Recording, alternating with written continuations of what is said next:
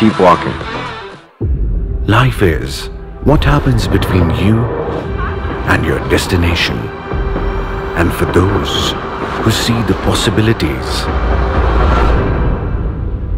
there's a Lexus. The luxury you know just became more refined. The new Lexus ES. Refinement crafted.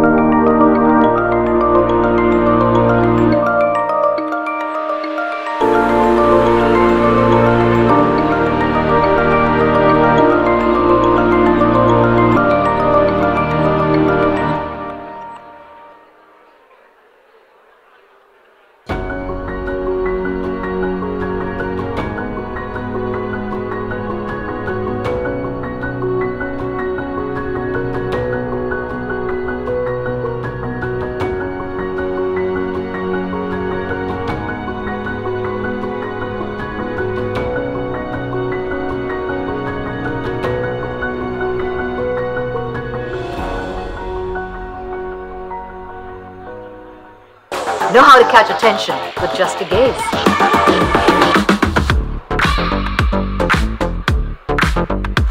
Get looks that steal the show.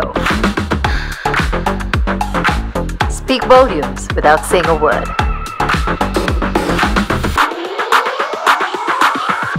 Let your nails do all the talking. At every angle, have all eyes on you with Page 3 Salon.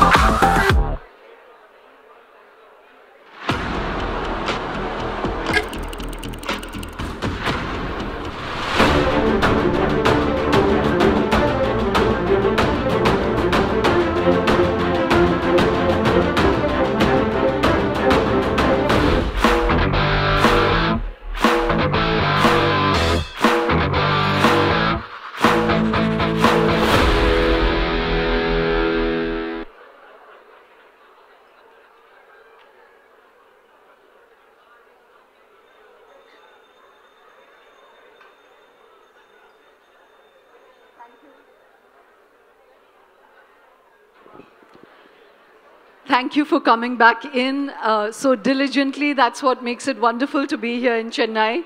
And I hope everyone who's out there will also come in very quickly. Before we start on the next leg of our evening, I just want to give a quick round of thanks again. And you know, Milind and Usha and Ankita spoke about sort of conscious attention to our bodies. And I would really like to urge conscious attention on our sponsor partners, because truly without them and their vision to back a platform like this, we would not be able to gather here. So when I give our thanks to them, I really would like your attention and your courtesy and, you know, indeed your initiative to go and check out what they have put in display. So again, I'd like to start with thanking Shiv Nadar Foundation. Truly, and for us, a very, very special bond.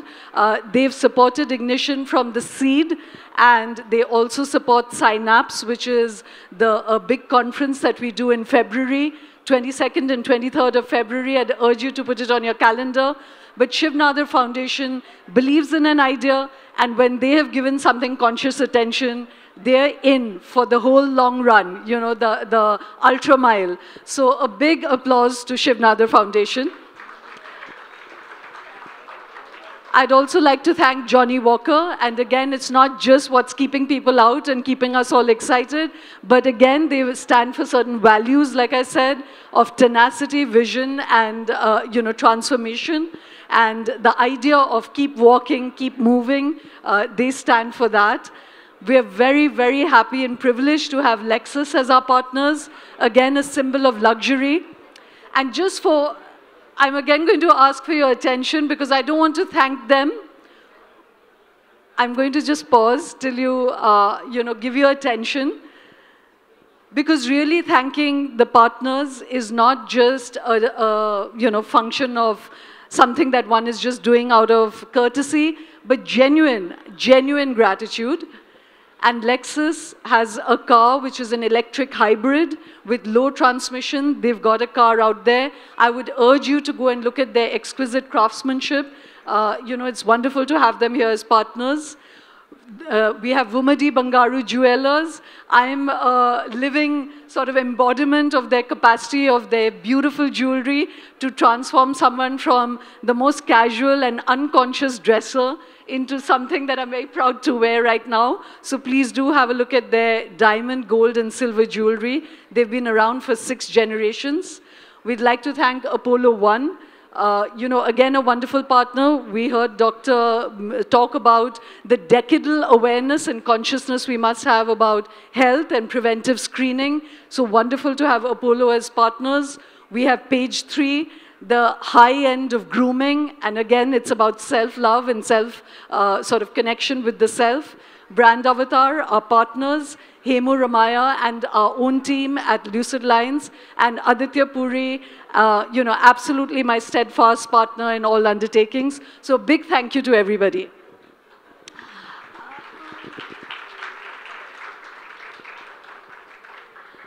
I'm now going to invite on stage a very, very special person.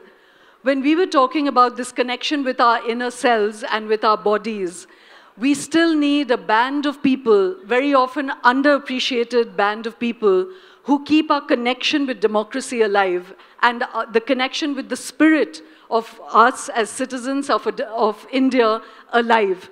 Very often we take that for granted, like we take our bodies for granted, but the body politic has to be kept healthy as well. And Aruna Roy has been a soldier of the body politic of India. She has spent 50 years on the ground. She was an IAS officer.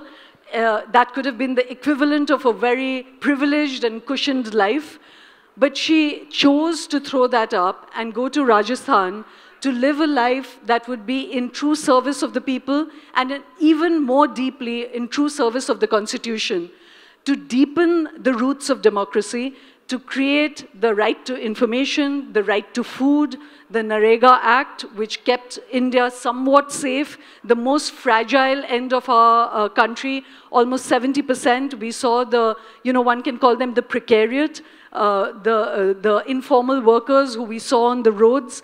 They were kept safe because of the legislations that Aruna Roy has helped to craft. She's a Magsaysay Award winner.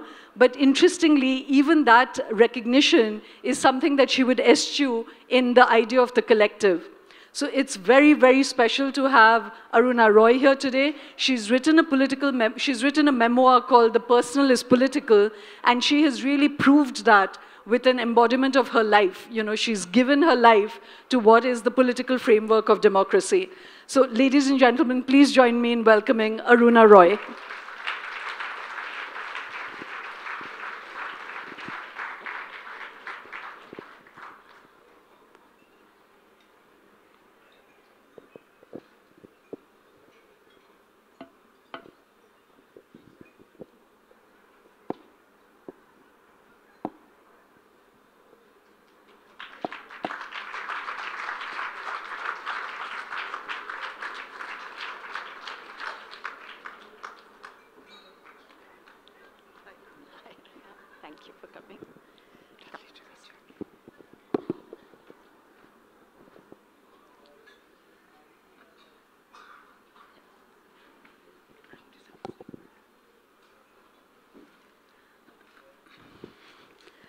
Thank you for coming, Aruna. And it's a real privilege to have you here.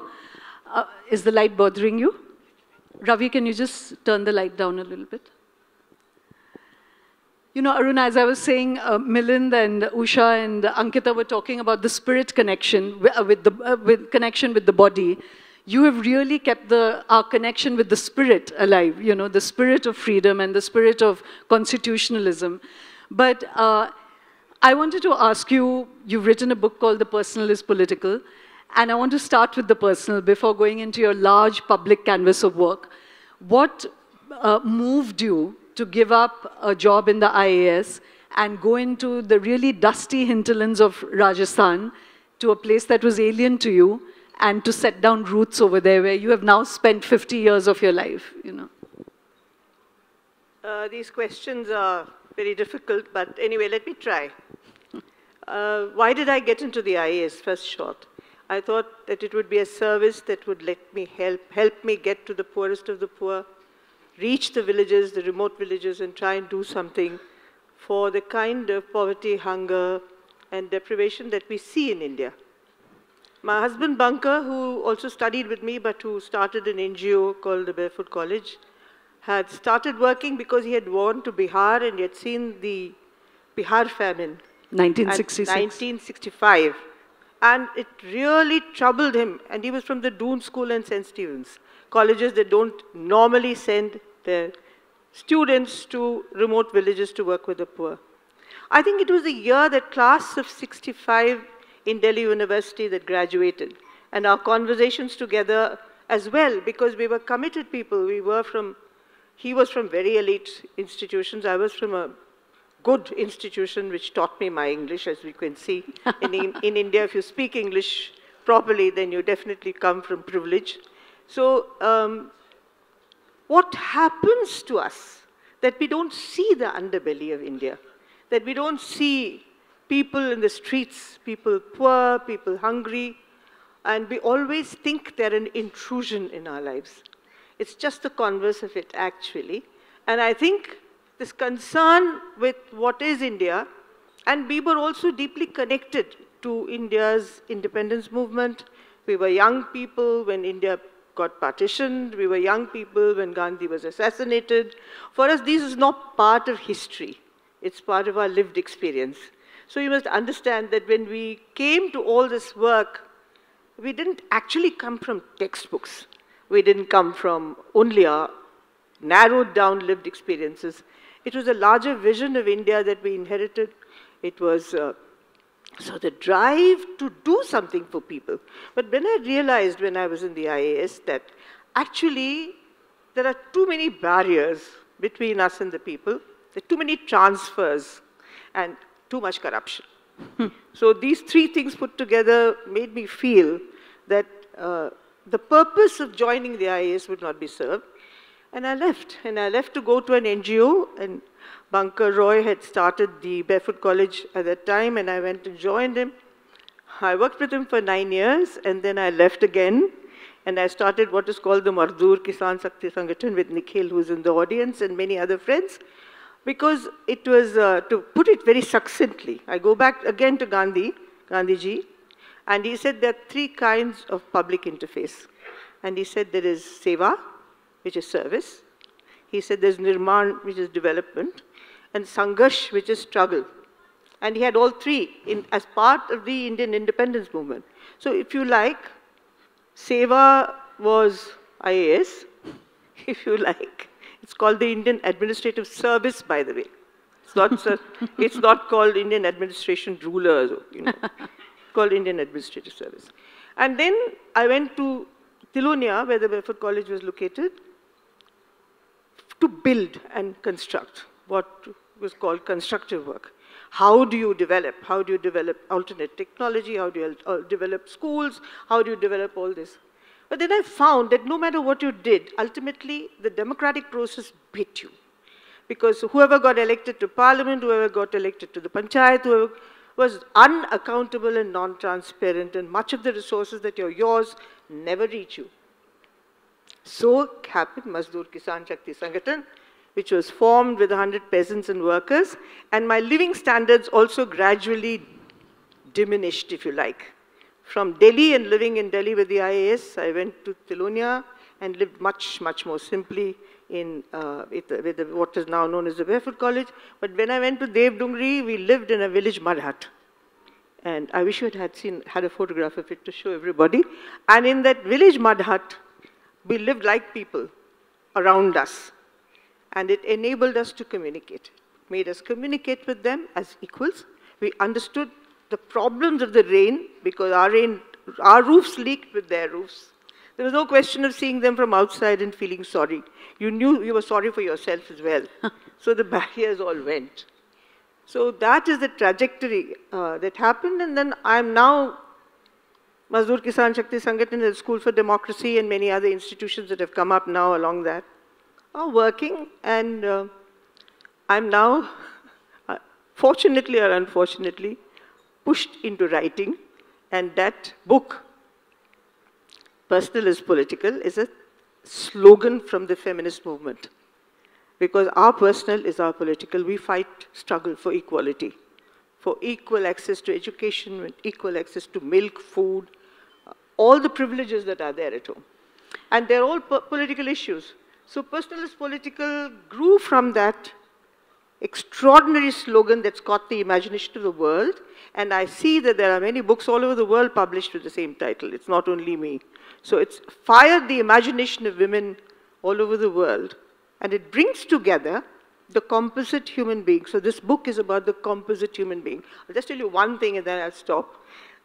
In Delhi once, I had traveled many miles. By the way, I'm from South India. I was born in Chennai. Wow. And I studied in Kalakshetra. So I went to Kalakshetra for 2 years. So at the time when Rukmani Devi was alive, Atte was alive. So I have that culture also in my blood. So Leela Sampson was dancing and T.M. Krishna was also in the audience, was singing. And I rushed from Rajasthan, whatever it was, my public action, I left it. And I said, I just have to go to this concert. And there I met an IAS officer who used to be a very senior officer, head of a big commission of the government, and I won't tell you what and where. And he said to me, oh, what are you doing here? So I said to him, when I'm not standing on the streets and asking for food and shelter, I also listen to music. And like you have come from your heavy responsibilities and burdens to listen to music, so have I. So there are lots of factors which bind us together, which give us a common reality. So in a sense, this book is also about those common realities. What do we share? What do I see? For instance, today I stood on the shores of Neelankare to look at the sea. And that sea is for everybody, for the fisher folk, for the people who are there, for all of us who went to see the sunrise. I mean, so something like that must be realized for democracy to work. You cannot think of it only in its isolated parts. You have to think of it holistically. So, Aruna, I'm going to stick with the personal arc a little bit before coming to, as I said, the big public battles that you have fought for all of us. Just give me a moment. I'm so sorry, this bottle's really difficult. Yeah, I agree. In rural India, we have lotas, which are so easy to use, or chombus, as you say in Tamil. It's just open and you can just drink it. All this modern paraphernalia is rather complicated. Yeah. Thank you. So, I wanted to stay with the personal, and I'll tell you why. Because over the years, when you first went, this was a generation that was celebrated and lauded, and there was respect, a lot of hardship, but respect for the work that you were doing. And somehow the needle has shifted now to where activism and mainstream media is often deemed a bad word. To be an activist is equivalent to being an urban nationalist or an anti-national. By and large, there's an impatience with activism. People deny that, okay, I'm not an activist, that's how you begin by talking about a value system. So I want to track a little bit of why that happened and how do we retrieve the respect. But before that, we have to know what was the personal journey, So if you were to reflect, again, to the distillate of all these years, Aruna, how did this experience change you as a person, and what was the most hard aspect of it? Actually, activism it's not a nucleus which stands somewhere alone. And I'm really speaking to you as fellow travelers in India and on the earth. All of us feel things. We feel bad when something terrible happens. We feel there should be more justice. We feel that there should be no corruption. We feel that poor child who's on the street needs to go to school. You feel the hospitals should be better. And I challenge, if there's anybody in this audience who doesn't feel that. Is there anyone who doesn't feel that? You all do. The activist does only one thing, which perhaps you don't do, and that is act on it. So it's a universal feeling. It's a universal feeling. The activist only chooses to act. And since in India, to act for justice is so difficult, and I'm again sure that you will not challenge me on that. Just go and pay your rent, go pay your tax, do anything that you do normally, complain against the brutality of a police constable on the road, do anything, it is difficult. So activism is not easy. So when we struggle, that's why we call people who struggle. Struggle not to annihilate anybody, but struggle so that life is a better place, that the world is a better place for the many. And in that, we appear, as we often do, strident. Because when you are standing there, there are people dying all around you, you will be strident. As anybody in this room will be strident if such tragedies hit us. We tend to see only personal tragedies. The social activist tends to see social tragedies. And we are amplifiers of the voice of the poor. All those people who have been named and as anti-national or seditious, 99% of them are just people who have amplified the voices of the poor, which do not reach the ears of the powerful. All that we do is speak truth to power. All that we do is speak truth to power to try and make truth powerful and power truthful. If that is an offense, then what can we do? So, there are two questions I'm going to ask you, and we'll answer it's related to what you're saying. That one is maybe there's a disagreement about the pathway, so a little bit, say, from my earlier years as a journalist, when it was also much more adversarial, I now try and understand why do people think the way they do. It's not just enough to disagree, but why. So sometimes when you listen and you talk to people, many people, say in government or in the corporate world, in the entrepreneurial world, they almost see activism, maybe the goal is similar. They also feel they want to serve the country, but that the path is divergent, and they feel activism is a kind of impediment, actually, to providing development for all, So I want your reflection on that. But before that, I want you to still talk a little more about the personal. Aruna, you spoke about the difficulty of doing public good, But there's also a lot of personal adversity to be on the field like this, and I don't want to gloss over it, so that one understands what commitment it takes, and I'm again connecting it with the earlier session when they said you have to feel a connection to be able to overcome the difficulty of doing something. So you said you lived in a mud hut, with leakage, you were drawing no salary or equivalent only to to the minimum wage that a laborer could earn. What was that life like? And was there any time when you were fatigued and you wanted to just get back to the good life? Did you have moments of doubt? Do share that with us. I'm going to shock all of you, but I had a lovely life. I think as I kept becoming smaller and smaller, my life had fewer and fewer contradictions. So when what you think and what you do are not that dissimilar, there is so much peace. A friend of mine in the IAS, I keep meeting all my IAS friends. I don't know if there's any in this audience from my batch, but I keep meeting them.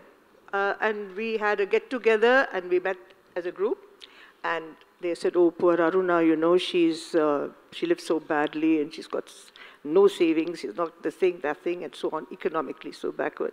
And a batchmate of mine said, and I think he's so truthful in what he said. He said, we chaps have given up moral comfort for physical comfort. That's beautiful. Aruna has given up physical comfort for moral comfort. Now, it's a choice you make. And that choice gives you happiness. Every day, if you're not wondering, oh, did I sign away someone's land? Did I sign away someone's life? Because your subordinates are not to be trusted all the time. Very often they are, very often they are not, and there are too many files to be disposed, and you're signing them and signing them. Then are you doing the right thing? And that's the question that you carry home with you. I still carry it home with me, but in a very muted way. But when I was working in the civil service, then I really carried it home with me in Delhi. How many people had been harmed by a decision that I took? I never knew. So in a sense, there was more comfort, but of course, there are those moments when you have snakes and scorpions and, these little creepy crawlies, and you wish them away. I mean, you can't say that you don't have physical discomfort. Of course you have physical discomfort. But then, as my friend in the IAS said, you have to wait, because there's no life without discomfort, quite frankly. I've lived a fair number of years, and I know that there's always one discomfort or the other to deal with every single day. So, Aruna, how did these years change you? What were the biggest lessons that you drew? You went there, and you've written about that beautifully in the book, actually, that the learning became very two-way. So even even when you were teaching the women their rights, but the afternoon, then they taught you the ways of the village. So again, if you were to look at whether your psyche, your value system, in what ways did it clarify things for you, and how did you change as a person? There's one thing as a woman I fundamentally understand, and that's where I challenge the males, that we believe that friendships, love and affection are very critical between people and human beings.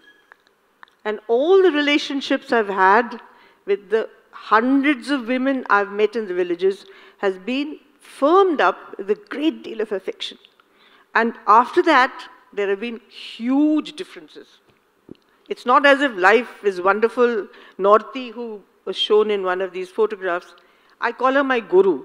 She's a Dalit woman who taught me my village politics. She taught me the predicament of the labor. She also taught me how to get out of that predicament. Because with her work, a case was registered in the Supreme Court as a PIL. She won the case, but not in her name. But she won the case because she refused to have her name on the case. It's a landmark judgment called Sanjit Roy versus the government of Rajasthan. It's a landmark judgment. You can check it up on your All India register. You can go to your Google and find out. But the work was Northeast. So I learned from her how to mobilize, how to talk to people about these important things in life. And we differ. To date, we differ. There are things on which she believes which I don't believe. But that doesn't make a difference. Like if we meet, we'll have differences. But those differences shouldn't make us enemies. Democracy teaches us that it's dissent and difference that builds a healthy democracy. And Norti did it casually. She didn't do it with a lot of verbiage that I'm doing, but she just did it casually and did it with so much assurance and affection. So you learn as you go along that there are differences. There will continue to be differences between Norti and I. If you talk about intercommunity... Give us an example, just to understand the spectrum. What do you and she deeply disagree about? The latest disagreement is about intercaste intercommunity and intercaste marriages. She says, oh yes, it will be all fantastic in principle, but I can't have an intercaste marriage in my family. And she's a Dalit, huh? It's not as if she's a Brahmin who says that she can't. And also she tells me, all these people, all of you who say there's no caste, it doesn't impact you every day. But for those of us who suffer the stigma of caste every day, it's there. It's there to stay. But today, I can't get my child or my granddaughter married out of the community, because that's my only security, and I have to fight for that security. I may intellectually agree with you, but it's not a physical possibility. But I tell her that if you don't try, who's going to try? You're such a powerful woman. She works the computer. You won't believe it, huh? She's been to China, she's been to Germany, she went to the United Nations to release a biannual report on women. She's fantastic. She spoke in front of Ban Ki-moon, she talked and addressed the women in China at Beijing with the Women's Conclave. I stand her up now here, she'd give you a very comprehensive lesson on anything. Then I said, why do you have to believe in these things? She said, well, these are things which happen very slowly. Right. But so just sticking with the wonderful women you've met there, that again I found it very interesting that on the idea of sexual identity and gender politics and just the woman's body, you were the timid one, and it's again the village women of Rajasthan, or at least one of the 4 that you talk of as your band of mentors and friends, that actually opened up the discussion on sexuality. So do share that with the audience, and how did that happen? And what does that say about women in rural India? See, there's a divide. I mean, there are many divides. What now they call fashionably intersectionality. Because it's a word. But we knew intersectionality long ago, but we didn't know the word intersectionality. Because if you're Dalit, you're also a woman, you're also a widow. If you're a widow, then you also have sexual oppression, you also have financial oppression, you have economic oppression. So all these things intersect.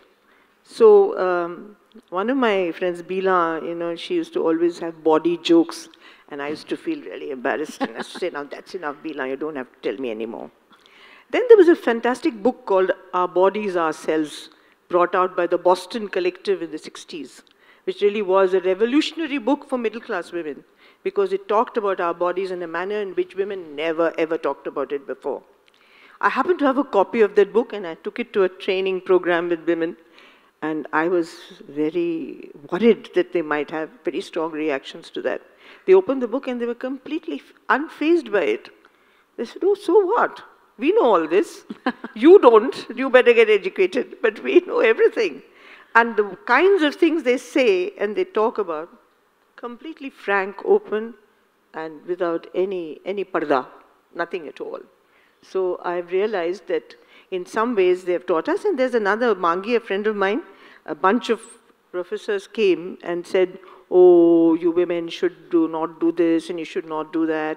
You should not get your children married young. You should not do that. You should not. She listened to all of that. And then Mangi said to them in her local language, she said, you've studied up to the 16th class.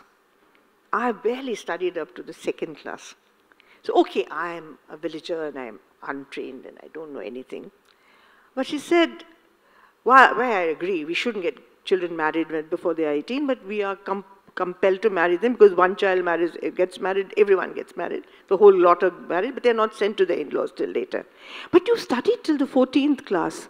How many of you have not given dowry or taken dowry? There's a Dowry Act. Pin drop silence.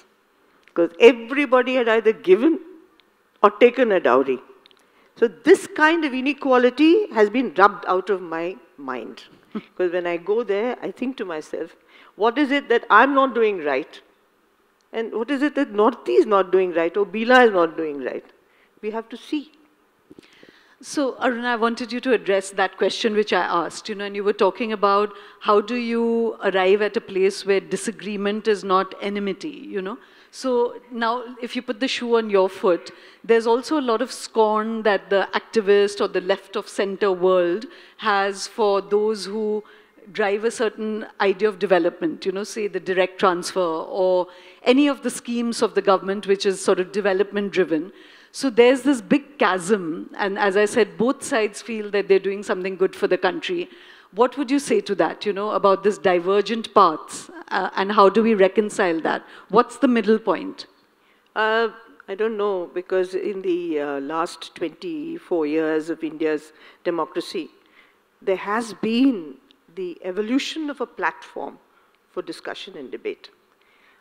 Initially, during the early years of this particular millennium, there was this attempt by government to set up a space which was called the National Advisory Council, where people were asked to come and state their positions.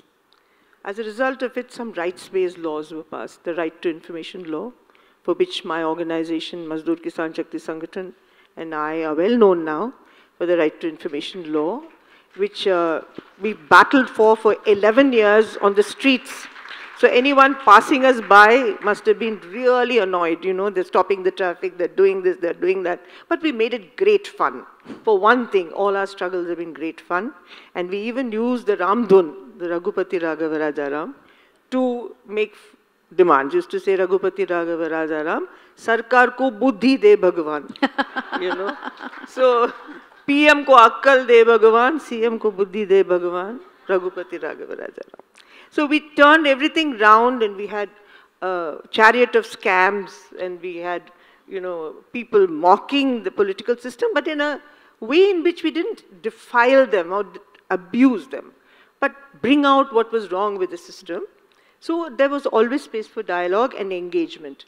What we now believe is that there should be space for engagement. No unit in this democracy can take its own independent decision. We look at Parliament. Parliament is not discussing issues. It's your concern and mine. It's not just my concern. There is a select committee, there's a standing committee. All these issues should go before the parliamentary committees, which is not one political party, but all people in Parliament. These are issues that we pick up and take up, and they are genuine issues. But in terms of even dealing with issues of finance and money, we should have platforms where we can sit down and talk without wanting to kill each other. Now, the government at this point is responsible for making these platforms because we are not doing it ourselves. And do they make them is the one big question mark. But just at the end of it all, just about a year ago, we enacted in Rajasthan something called the Gig Workers Act. And the architect of all the architects, Nikhil, is also here in the audience. And we decided that we are going to not continuously say, you've done this to the workers, you've done this to the workers, you've reduced ourselves to this, the workers, all the labor laws have been changed in this country. Let's see what we can do with the present system. All of you get whatever it is to your doorstep. Not only Amazon, but there are Denzo, what is it? Zwigo, what is it? Swiggy. Swiggy, and all of them to your doorstep. That fellow who works for that has no guarantees. Falls ill, he goes home. There's no health insurance. There's nothing. There is no guarantee that if he's run over, that if there's a bus, there's Uber or Ola, that it has an accident, that driver will be taken care of at all. In fact, he gets another debt. So we took a leaf out of a fantastic pattern done by one very famous person in Maharashtra called Baba Adhav. I don't know how many of you know about him. He set up something called the Mathadi Board, in which he made government, the labor, and the employer part of a tripartite. So in the new law, you have the aggregator, who is the person who runs the website, that's all. And they do nothing more than that. The aggregator, but takes all the profit. The aggregator, the worker, and the government, and a tripartite law for instance, in Uber, for every ride that you take, a small amount of money of that ride will be put aside by the aggregator for the money he takes from this person, and there will be something from the government to look after the health and the health insurance for the driver and something for pension. Is this too much to ask? No? So this is the kind of engagement that we want.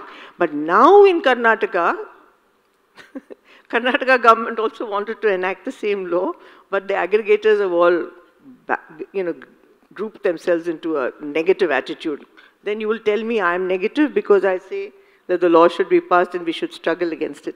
But these positions of inhumanity must be got rid of. That's why this book is so important for me, because I feel that first and foremost, we must all identify as humans. If we identify as humans, the human condition is the same, no matter what the color of the skin, the size of your body, the shape of your body, color, whether it's race or color within the country or gender.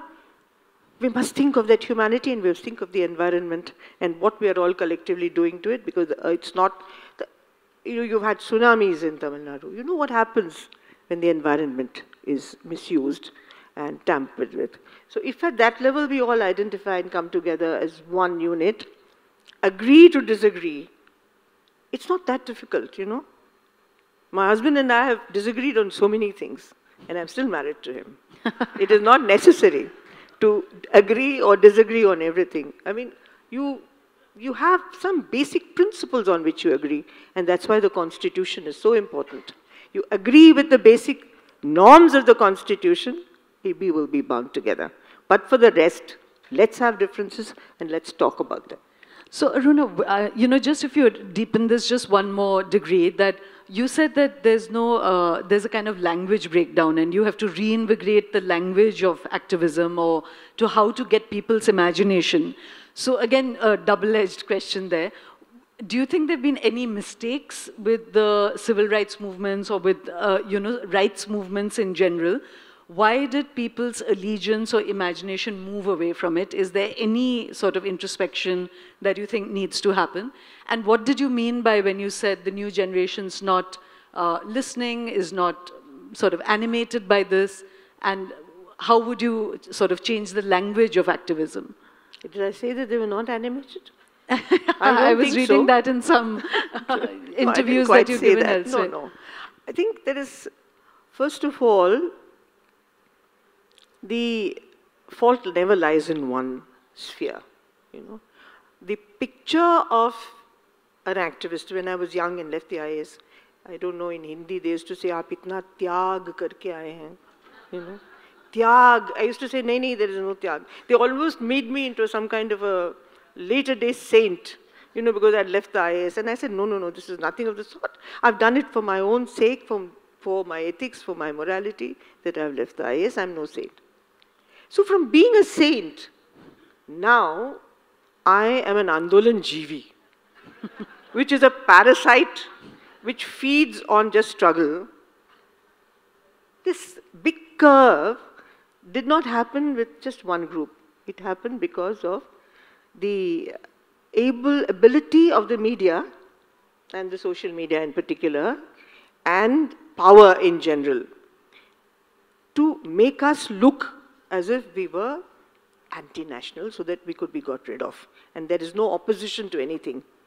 There's a general trend in politics that you don't want any opposition, whether from the US to here.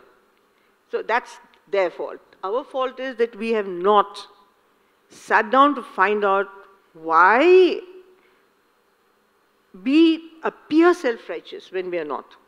We appear self-righteous when we are not. And why is our logic not ever understood? Because there is a logic. Why is that logic never understood? And what is wrong with the tools that we have used? Is there anything wrong with those tools? These are questions we have to ask ourselves, and we are asking ourselves what they are. And that's why I think there are some points of unity where we come together which are critically important, and those should be nurtured. And we all come together. That's why I'm here today with you. Yeah. Because I feel I should talk to all of you. I'm no witch or, you know, what they call in Rajasthani a dakan. You know, I'm a normal woman. Like the lady who was here before, I'm also elderly and I have the same problems with my knees, and I feel fitness is an important thing, of course. And I'm here speaking to you all in English, which is a common language between us. And if you read the book, you'll find out that I read literature and I listen to, of course, as I said, I listen to classical music. I also listen to Western classical music, which is very elitist. Of course I do. But they then call me elitist if you found me in a symphony concert. But you know, Aruna, I mean, I just want to, for a moment, drop the whatever neutral garb I'm supposed to wear, to say that it's absolutely tragic that, you know, people like you, Sudha Bhardwaj, others who have spent years and years, and that's why I was trying to bring out also the, you know, you said it was easy and it's something that you enjoyed doing, but it is difficult to move away from creature comforts. But it's tragic that one should have to sit now and literally explain yourself away of why activism or a life in service of the people is something that should not be scorned and should not be despised. And I'm just wondering how that huge gap has come up, because as you said, none of us here sitting would say that people should not get their rights, you know, or that there should not be an egalitarian platform. I'm not saying we need an equal society, but an equal opportunity society, you know. and that why should those who are defenders of that be people who now have to literally explain themselves as not being evil, you know, or not being... what happened? Why is it like that? No, I think that both parties have to explain themselves. We have no platform for dialogue. We don't dialogue anymore. We don't talk to each other anymore. We have to speak. Even this dichotomy between religions, all will go. Even if you get the priests and the Maulvis and the padres to sit together and talk, as happened in Kanyakumari when I came here 6 months ago, 8 months ago, for a workshop. We had them all sitting together on stage and talking sense. And each one was a religious person, believed in his, because they were all, unfortunately, his. They all believed in his faith. But it doesn't mean that we are enemies or trying to destroy each other. The thing that has been lost, and that's why I think dissent, disagreement are important things that we should fight for. The power to articulate and freedom of expression is important, because without that there can be no peace. And there must be respect. Respect that the other individual is not there to finish you off, not there to kill you, but has a different point of view. And you may not agree with the point of view. I'm so glad you brought that up, Aruna. I genuinely think that that's that one ingredient, you know, that respect actually would diffuse a lot of conflict. So I think you're right, both sides have got so trapped into name calling, you know, which is such a sort of soft and clumsy way of having a disagreement. It's name calling rather than marshalling arguments against each other. And I noticed that even in and I'm now speaking, identifying as someone who's more left of center, I would say, but interested in even those in government, those who talk about development. I'm very interested in what is their vision, what do they want to deliver. And it struck me that at your book launch in Delhi, somebody in the panel laughed and said, I'm forgetting what the exact phrase was, but I wanted to take it up with you, that someone said, there are those who want to bring development to India.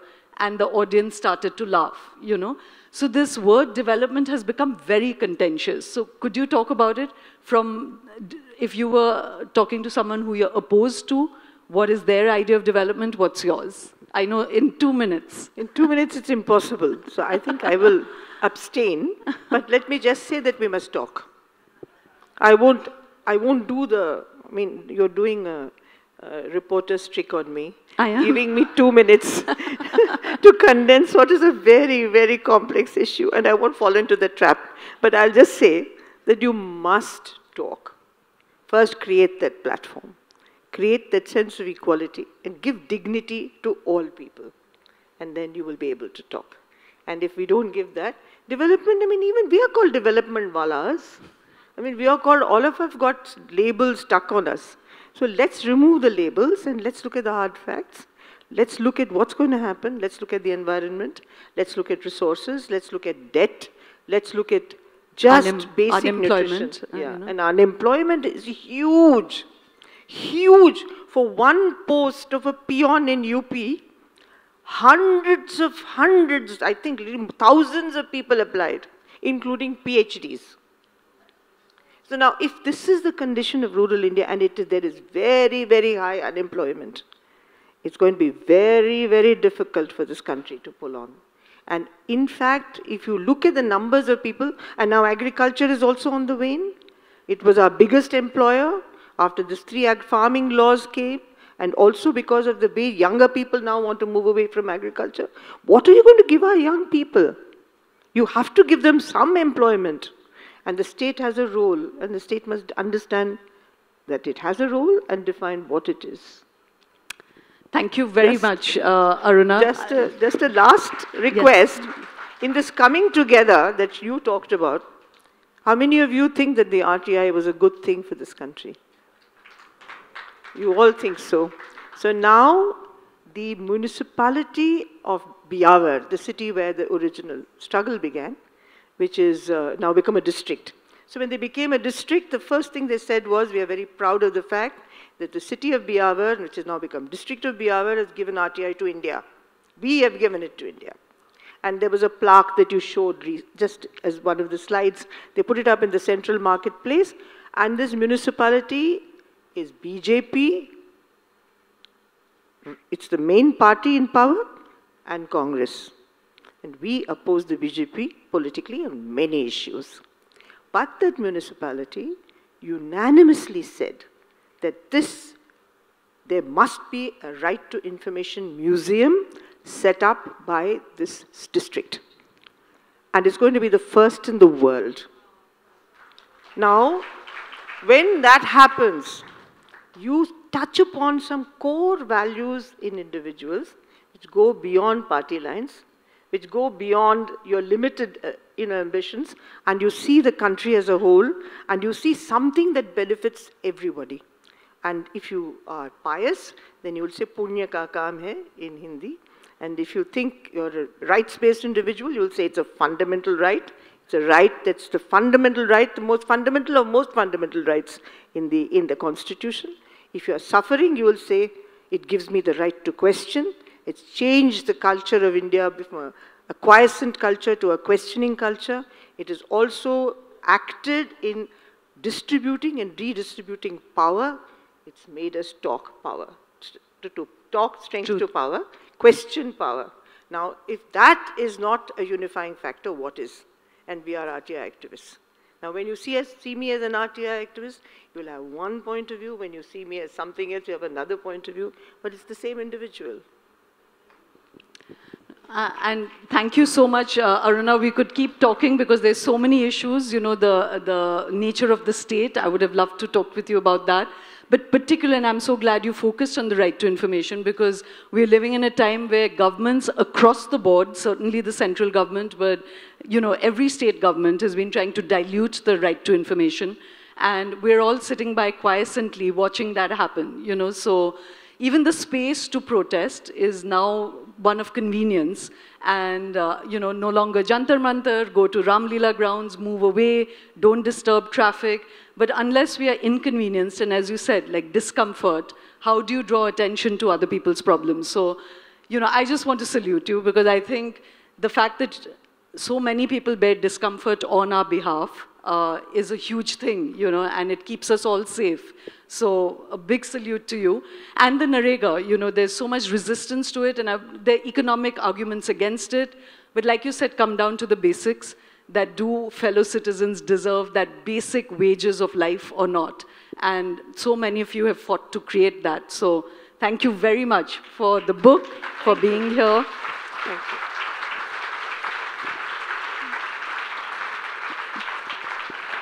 Thank you, Aruna. Thank you so much. We're going to immediately move into the second session. And you know, Aruna spoke of that. Kunal Purohit is a young journalist who's written a very, very important book, because it is under the radar of our attention, is a book called H-Pop, which is about the pop stars of the Hindutva movement.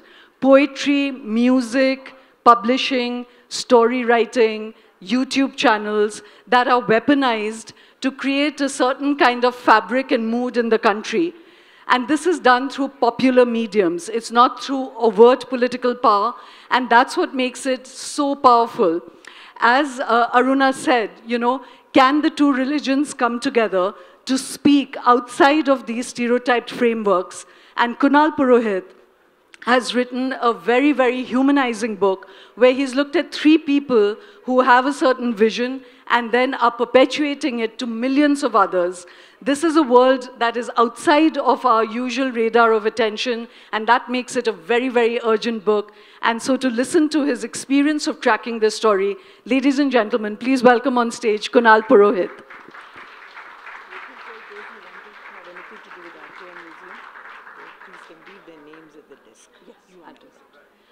Aruna just said that if any of you want to have anything to do with the RTI movement, please leave your names at the desk. And I would urge all of you to stay for this session, because I'm very, very excited to meet Kunal, and I'll welcome you on stage.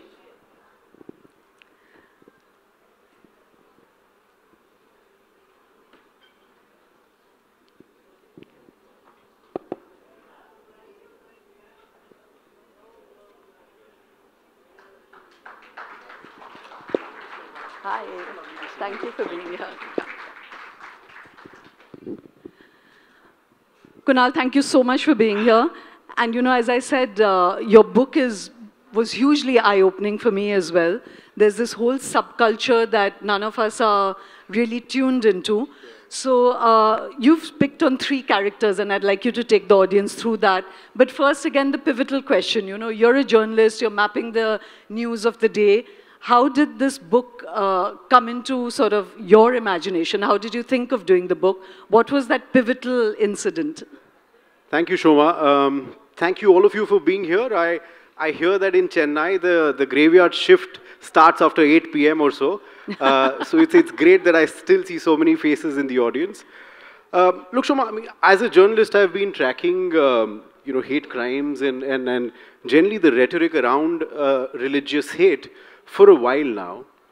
And one thing that I saw in my experiences as a journalist traveling to all of these places is that I think there was something fundamental happening which we were all missing. Because we were looking at every lynching, every riot, every sort of hate speech that happens as exceptions, as events, as aberrations to normal behavior, right? So we, media people like me, journalists like me, would go to the ground and would cover these as events, as something that has just been a flash in the pan sort of a thing. But doing that for a while, I realized that I think we were missing the story. What has happened now is that there has been a whole process that has actually allowed communal frenzy to build up to such a point where riots and hate crimes and lynchings are just an expression of all of that built-up anger and hate. And that is the story that I think a lot of us have ended up missing. So what the book essentially has tried to do is just capture that process, right? Has captured how that hate has built up, and I've focused on the use of popular culture. We sort of always, Shoma, think of popular culture as being something very benign, something that is meant to entertain, something that is meant to take you away and distract you from everyday life. Except that in this case, popular culture has become, sort of the chief tool through which people are being radicalized and through which millions of people are being radicalized in the everyday. So the 3 popular culture forms that I've focused on in the book are music, poetry, and publishing, which is the creation of these publishers who only publish books about Hindutva. So to sort of try and understand that story, I chose one character each. I chose a singer who only sings Hindutva songs. This 25-year-old singer from Haryana.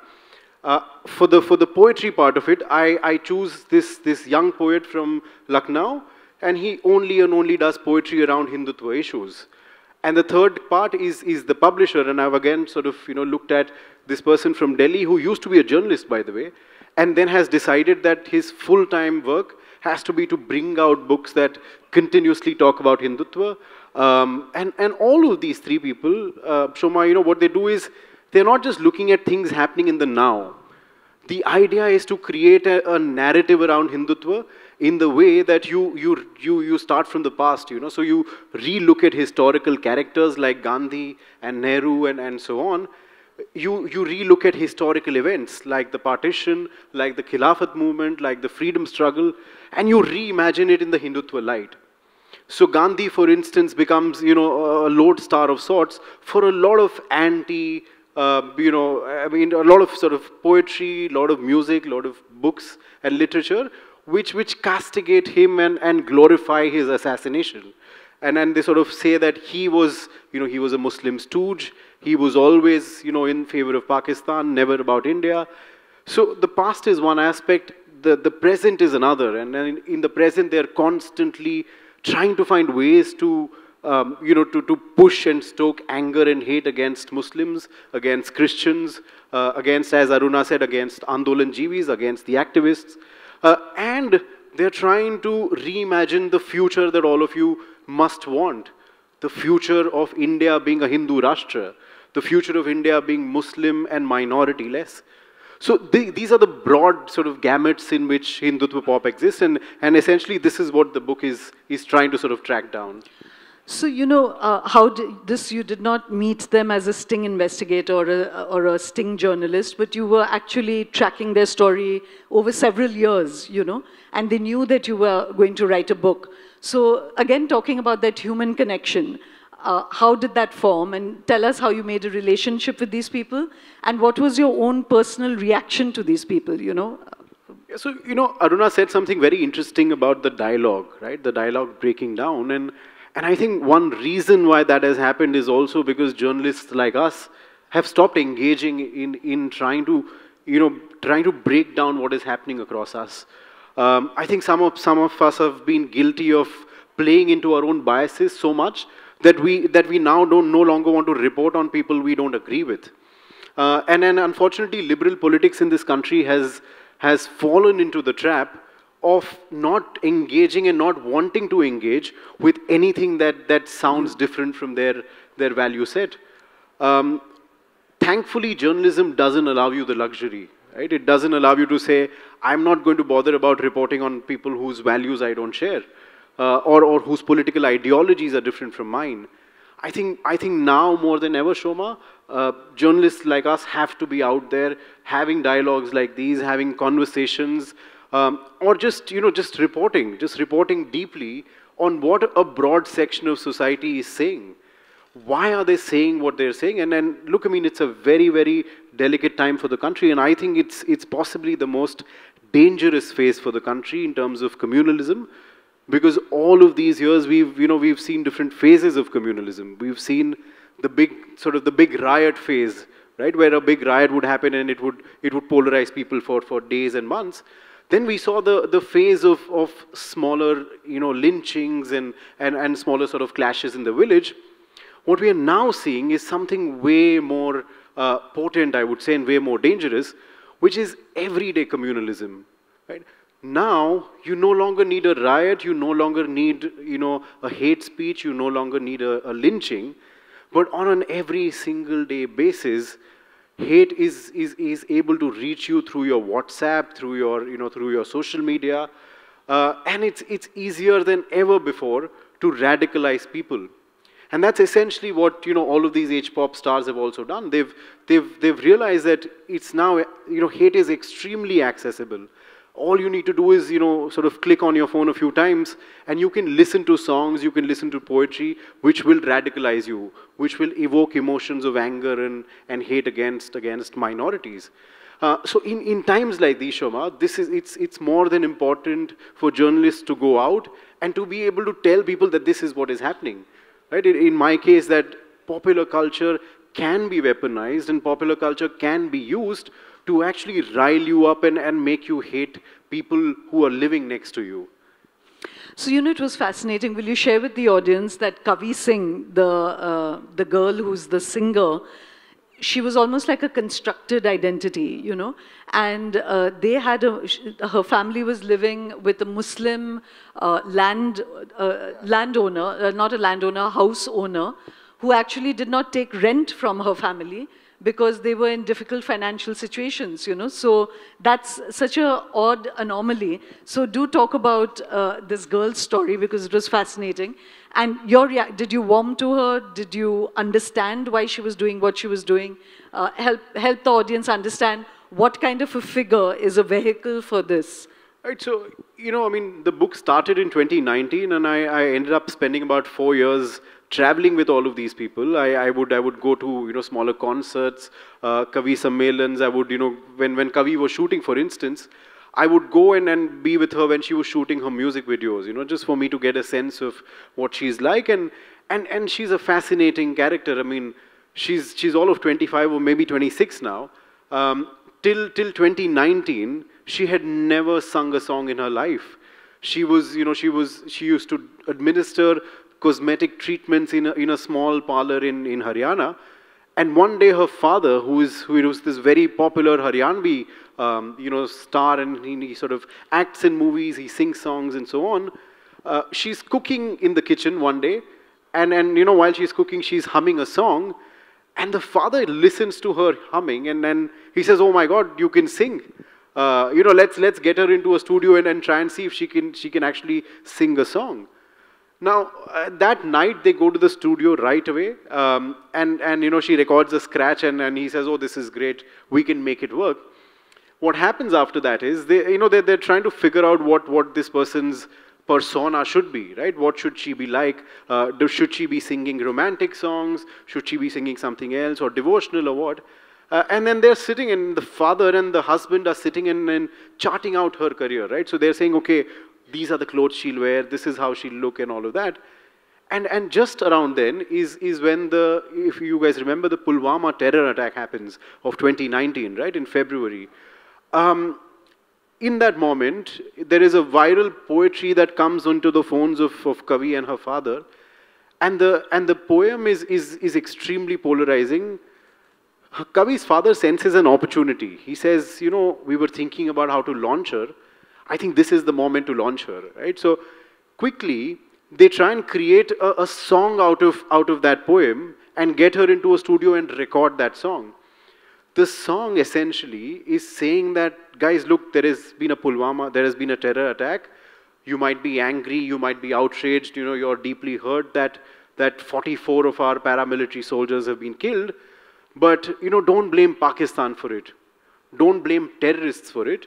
Essentially, the people you must blame are the Muslims. Because the Muslims have allowed terrorism to come into the country, and the terrorist who actually, you know, managed to bomb that convoy was a Muslim, and he was allowed to stay on by the local Muslims. Within days of that, Shoma, if you all remember, Kashmiris across the country are attacked. Some of them are told to evict from their homes when they're living outside the state. Some of them are told to go back. You know, some of them face violent attacks. And in that moment, Kavi's song goes viral, right? And then that is really the origin of Kavi Singh, the pop star. That's the moment when her father and she realized that Hindutva and hate sells. And so then, since then, it's just been this journey where, you know, Kavi Singh is now about 85, 90 odd songs. She dresses in a very peculiar way. She will wear a jacket, a Nehru jacket, a kurta, a dhoti, and a turban. Right? So when she's walking, a lot of people would think that she's some sort of a spiritual figure. And you know, when I would travel with her, people would come and sort of touch her feet, because they would think, oh, this is some religious seer who's come to see us. But you know, all of this aside, she's extremely popular at this point. Exactly for all the reasons that the husband and the father mentioned, which is her appearance. People see in her this sort of religious quality, right? This quality where they don't think of her as a pop star anymore. They don't think of her as someone who's trying to gain commercial benefits out of the art. They think of her as someone who's above all of this, who's serving the religious reasons and the causes that ordinary Hindus are fighting for. And that is what makes her so special. So, you know, it struck me that the father, and he's an adopted father actually, or he adopted her, and they've fallen apart. They were very close. She had a divorce with her husband, but then they went back to living together. So, you know, again, the personal is political. It now split that you've them given apart. them the spoilers, I hope people don't not pick up the book. Oh, sorry. But I'm leaving the other two characters untouched. But why I was bringing that up is because the father says that he wanted to launch her political career. And he said, oh, it's going to cost 15, 20 crores to do it. And that was such a casual statement. It struck me, here's a man who they could not afford paying rent to their Muslim house owner. And that was their circumstances. And now he's talking about 15, 20 crores to launch her political career. What is the funding patterns of all this? You know, is it that they're getting money from social media? Is it political money? You know, what did you find? It's fascinating because, you know, I think we often miss the fact that social media platforms are a lifeline to you know, all of these pop stars. Through COVID, for instance, all that she did was just put up songs on the internet. And that would allow her to live a very, very comfortable lifestyle. The other aspect is not just the YouTubes and the Metas and the Facebooks of the world. All of these people, Shoma, all of the stars who sing Hindutva songs are on all audio streaming platforms you can think of, right? So when you go back home tonight, check your Spotify's, check whatever else, you know, wherever else you get your music, and you'll see a Kavi Singh, you know, you'll see other characters who are all on it, earning royalties out of the number of times that people are listening to the songs. So there's a very lucrative financial model that they've been able to strike. The other aspect that, you know, that often goes, you know, sort of missed in our understanding is that they're co-opted by the Hindu right wing. They're often co-opted by the Bajrang Dals of the world, the VHPs of the world, where as soon as a Kavi Singh becomes popular, these organizations will start giving them platforms across the country. Right? So every time there's a big rally, one of these organizations will call her and pay her sometimes to come and attend it, give her the flight costs and so on. And, at least before COVID especially, she would also travel across the country and do concerts where people would pay to be a part of that concert and listen to the kind of songs that she's delivering. So there are various lifelines in terms of financial, sort of sources of income that she's been able to cultivate at least. So without giving a spoiler, one of your other characters was actually flying in private jets, so is it that, I mean, help us understand the scale of this, and did you encounter others, or was it still a kind of minority a small phenomenon, let's not call it a minority phenomenon. Yeah. Well, so, it's fascinating, the character that you mentioned, he's this now a very popular sort of singer in this Hindutva pop genre. His name is Kanhaiya Mittal, and, around 2022 when Yogi Adityanath was fighting to get re-elected in UP, and I was on the ground reporting this book. I went to the ground, and everywhere in UP, Shoma, I could hear this one song which said, "Jo Ram ko laaye hain, hum unko laenge." Right? So those who have got Ram back, it's now our duty to get them back to power. And this song was everywhere, right? I would hear it in shops, I would hear it in buses, it was on people's caller tunes and so on. And when I tried to get in touch with Kanhaiya, I realized that the BJP was quick enough to, to pick him up. And, he would say, oh, I'm traveling, there are elections. And there were multiple elections happening at that point in Punjab and I think in Uttarakhand. And he was hopping from rally to rally because the BJP had roped him in as a campaigner. So on his WhatsApp, he had no time to talk to me, which was all right. But on his WhatsApp, he would put up photos of private jets that he was traveling in. Right? Where the BJP was sending him to Bhatinda and in Punjab and in the morning. And then he would do these live videos saying, guys, I'm still coming to UP in the evening. Don't worry. Look here, this is the private jet I'm traveling in. So, please don't worry. I will be in that UP concert that I promised you to be. And that is essentially what, Kanhaiya Mittal faced. For a couple of others, during my reporting, I found that some of the poets that I was interacting with, when I would go to these, poetry recital sessions, especially in parts of UP, they would often recite poetry which was so critical of everyone in the opposition, right? So anyone who was a critic of Narendra Modi and the BJP, the poetry would be targeted at them. Now, which was okay because that was the stand that they took. But later when I interview them, I find out that they were actually members of the BJP's cultural wing. So they were legitimate poets who were very, very popular. But somewhere before the election, the BJP had roped them into their cultural wing, and they were helping the BJP set cultural narratives and agendas. And as a part of that, they were coming and performing as neutral, independent poets, except that people did not know this was the case. So nobody in the audience would know that they were BJP members.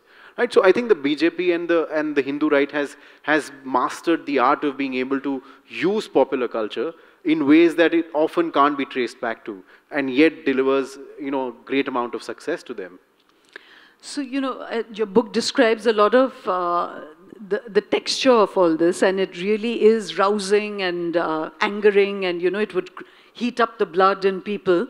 And like you're saying, it's being delivered in ways which are not overtly a political party. So it seems like this is the mood of the people. But again, not to do the whataboutery, Kunal, but it's just become important to address questions that may be playing in people's head. Is that, did you also encounter that, say, would there be a similar kind of subculture on where Muslims are radicalizing, whether it's happening in the madrasas or happening through WhatsApp groups? Do you think that this is a kind of collision of trains and the same phenomenon is playing out again below the radar with other communities also? Look, I mean, I'm in no way saying that this doesn't happen in other communities. I mean, we've already got evidence of the fact that both in the Muslim as well as the Sikh community, for instance, we've seen, in the recent past, we've seen episodes where you can see that there are actors who are trying to create that that sense of radicalization as well. What is different about Hindutva pop is that it is in some ways directly sanctioned by the ruling party. It is approved by the ruling party, and the government in power, which is the ruling party, is happy to sometimes also support it in different ways. Be it access, be it platforming them, be it trying to use them, like I said with Kanhaiya Mittal, trying to use them in their electoral rallies. This is the level of support that Hindutva pop gets, which none of the other forms of radicalization get. On the other side, we're seeing, like I said, with other communities, there might be fringe elements which might be doing this, right? They might be using some of what is happening politically in the country to radicalize people and say, look, you need to respond to that. What's happening in this case is very different because it's not the fringe anymore. It is the mainstream. It is led by the sitting prime minister of the country when he goes on to election rallies and calls a section of our population infiltrators and so on, and people who breed more. So when it's happening right from the level of the prime minister downwards, I think it's very, very different from fringe elements in other communities trying to create some sort of a radicalization in smaller pockets. So, did you find that, is there kind of homogeneity in this in terms of everybody working to some master plan of narrative creation? Or is it, like you said, cynical opportunism that is popping up? And also, are there shades of this? So again, I do want to urge everybody to buy the book, but there's a third character in your book who actually is very disillusioned with the BJP. And, so help us understand the shades of all this and whether, as I said, is it personal opportunism or is it really being crafted? Look, so, I would be very clear in saying this, that I think, just as you said, that the shades of involvement, I think there are also shades of motivation when it comes to just why these people do what they do. So some of them, for instance, are extremely calculative about what they're getting out of this, right? So they will know that, okay, this is what it's getting me in the short term. This is what I want to do, and this might be the best way to do this. But there are other people who for years and years have been doing this, and they've been toying with the model for a while, but they've been extremely committed, Shoma, to the cause, like it or not. Right? They've been doing this even before the BJP came to power, and they've been doing this without any commercial success in mind. And I think it's as journalists, it's also important for us to acknowledge that aspect, because I think liberal politics often dismisses a lot of this as being motivated by money or fame or whatever else. But you have to realize that there are sections of the population on that side of the divide who are extremely committed to the cause that they have in mind, dangerously committed so, right? So the third character that you mentioned, Sandeep Dev, he is the one that I said, he runs a publishing outfit which only and only publishes Hindutva books. One of his books, for instance, talks about how the Red Fort in Agra is actually a Hindu temple. Now, this has always been a bit of a loony conspiracy theory in the right wing, but he's been able to legitimize it through publishing that 200-page book, and he sells 25,000 odd copies every single year of all the different books that he sells. So for someone like him, the reason why I call he's dangerously and zealously overcommitted is because he's so committed to the cause that he feels, as you said, Narendra Modi is now an absolute sellout, in his words, right? And then he's very, very soft on the minorities, and he's lost sight of the Hindutva cause. Now, what he does next is the more dangerous part, where he has now established a political party which is now even farther to the right of the BJP. And it believes that it needs to undo the damage that the BJP is doing by trying to play to Muslims and the minorities. So those are the shades that you often see in this sort of Hindutva galaxy of superstars. So, again, talking about shades, it was interesting that the RSS chief himself, and India, actually Ashish Nandi once said something very interesting. He said that India is actually a country of such amazing differences that it has a centralizing power. If people try to pull too far apart, then there's another kind of contrapuntal force that pulls it all back to the center, you know. So in an interesting way that the RSS chief Mohan Bhagwat said that certain kinds of discourse is not acceptable in a democracy, and that we don't want enmity, we need to live with brotherhood. And, you know, there was a kind of message being sent out that there isn't comfortableness with extreme rhetoric, you know. So I just want to say that that's important and interesting development as well. But when you were talking very importantly about engaging with these phenomena, not just name-calling it, not just dismissing it or scorning it, but engaging with it, and sometimes there are seeds of legitimate grouses or anxieties that need to be addressed and given respect, again, to use Aruna's voice. So when you were reporting this, did you come up with any of that, like legitimate anxieties or grouses that need addressal? No, 100%. I mean, look, one thing that I told myself, Shoma, when I went in is that I am not going in there to judge these people and to call them names. You know, that's not my job as a journalist at all. I am not going to be sitting there on the high horse, judging them for the choices that they've made or judging them for the rhetoric that they employ. Because my job is not that of a political activist or a political actor. I am there because I need to tell that story to all of you sitting here who may not even know of the existence of these people, right? So I had to be as dispassionate as I could humanly be. And you know, to a great extent, I mean, so I would engage with them to the point where the engagement was always a conversation, right? Very rarely would it get into a debate, and except for this one time, it never got into a dispute. I was absolutely certain that that is not something that I wanted to do, because I think one of the reasons why I even wrote this book is that all of us, people who are on either side of the political divide, need to start seeing people who you disagree with as fellow humans, as people who might have similar aspirations, who might have similar fears, similar dreams, just that they end up making a political choice which is very different from yours. Dehumanizing and villainizing people who believe differently is not the solution at all, because like it or not, Hindutva is here to stay. And so is the kind of radicalization that the BJP and the RSS and all of the others have been able to do, right? So our best case at this point is to be able to engage with, is to be able to understand what is happening on the other side, and then find ways to tackle. In terms of the genuine grievances that you mentioned, I mean, of course, yes. Sandeep Dev, for instance, who's the publisher I told you about, he used to be a journalist in Hindi newsrooms for many, many years. And one of the things that he told me, and you know, this was before 2014, before Modi came to power, he said, Kunal, I used to be a journalist who used to always have the Hindu cause at heart. And sometimes when I would ask these, you know, questions which I thought were questions about Hindus and you know, why certain things were not being reported certain ways and so on, I was never allowed the luxury of a conversation within the newsroom. I was always shunned away from the newsroom saying, oh, you're a communal guy, right? Like he's this terrible communal person. He's a Sanghi and he's so on and so forth. So somewhere in his mind, he said, you know, how good are you as liberals if you're not even allowing me the luxury of conversation? And for me, that remained. Because the definition of liberal politics has to be that, you know, we engage with people who are diametrically opposite to our points of views and give them as much respect as you would give to anyone else.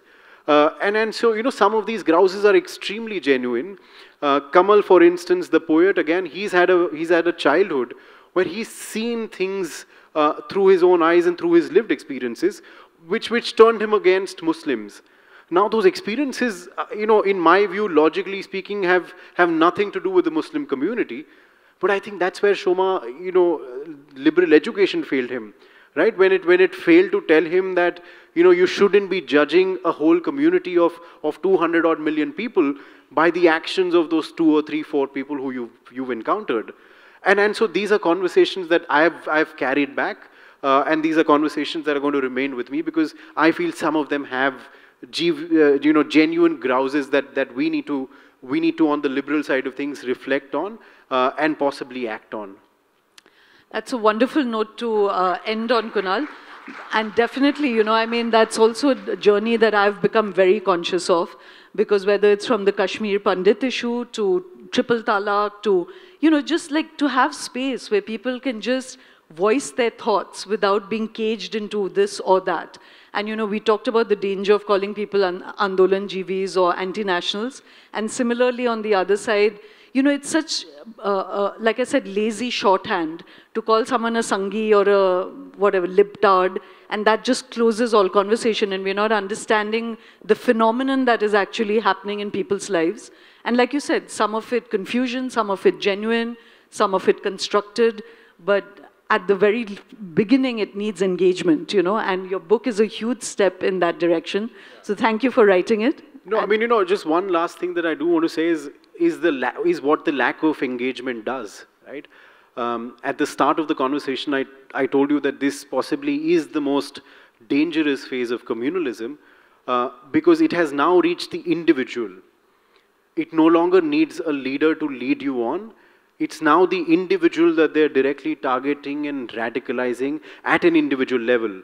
Through songs, through poetry, through books, through cinema increasingly. And WhatsApp groups. And then WhatsApp groups as always, right? So what has happened is, willingly or unwillingly, all of us are being enlisted as members of the mob. And we're seeing signs of that. We're seeing signs that individuals who've had no history of being active into politics are coming up and acting on that hate. You know, I come from Bombay, and not too long ago, if you guys all remember, there was a case of a RPF constable, of a railway police force constable, who's in the train, in a moving train, and after he has a dispute with his senior, he pulls out his automatic gun, and then he looks at every Muslim that he can find, he drags them out, and he shoots them point blank, right? Similarly, in Muzaffarnagar, there was this teacher who was teaching a class full of kids, and she picks on that Muslim kid, brings him out, and then gets every Hindu kid to assault that kid while delivering a hate speech about Muslims. Now, neither of these people, nor the constable, neither this teacher, had any history of being associated with the BJP, the RSS, the VHP, and so on. They were ordinary people like you and me, who had just been radicalized to such an extent that they believed that they must act on it before it's too late, right? And which is why I say that it's now reached our doorstep very, very firmly. And engaging is just the first part of it. It's not even solving the problem.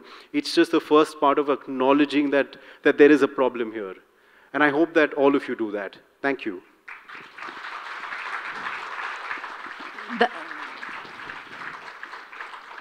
That was a really powerful statement, Kunal. And, you know, I just wanted to again say that a lot of people now talk about this WhatsApp divisions in people's families and how everyone's living in their own literally closed bubble of truths that are so sacrosanct that they can't even hear outside it.